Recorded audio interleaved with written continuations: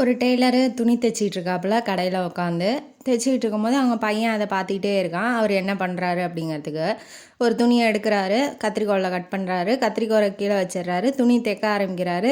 ஊசி ஒன்று எடுக்கிறாரு, அது தலையில் இருக்க தொப்பியில் வந்து குத்தி வச்சுக்கிறாரு. அவனுக்கு டவுட் ஆயிடுச்சு. போய் உடனே வந்து கேட்குறான் அப்பாட்ட, என்னப்பா எப்படி பண்ணுறீங்க?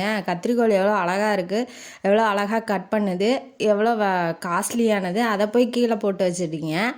ஊசி எவ்வளோ கம்மியாக மலிவானது, அதை போய் தலையில் குத்தி வச்சிட்ருக்கீங்க, எனக்கு ஒன்றுமே புரியலப்பா அப்படின்னு சொல்லி கேட்கும்போது அவர் என்ன சொல்கிறாருன்னா, கத்திரிக்கோல் எவ்வளோ அழகாக இருந்தாலும் எவ்வளோ விலை மதிப்பு காஸ்ட்லியாக இருந்தாலும் அதோட வேலை என்ன, கட் பண்ணுறது. அதனால நான் வந்து கீழே வச்சுட்டேன்.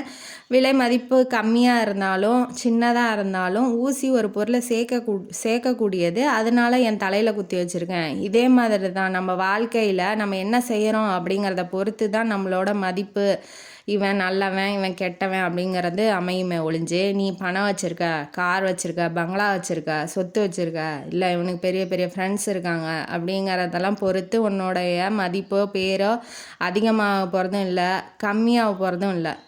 நீ என்ன செயல் செய்கிற, நல்லது செய்கிறியா கெட்டது செய்கிறியா அப்படிங்கிறத பொறுத்து தான் அமையும் அப்படிங்கிறது இந்த கதை மூலமாக அவங்க அப்பா பையன்ட்ட சொல்கிறாப்புல. நானும் அதே சொல்லிக்கிறேன். இந்த கதையும் காணொலியும் உங்களுக்கு பிடிச்சிருந்தா லைக் பண்ணுங்கள், ஷேர் பண்ணுங்கள், சப்ஸ்கிரைப் பண்ணுங்கள், கமெண்ட் பாக்ஸில் கமெண்ட் பண்ணுங்கள். நன்றி மக்களே.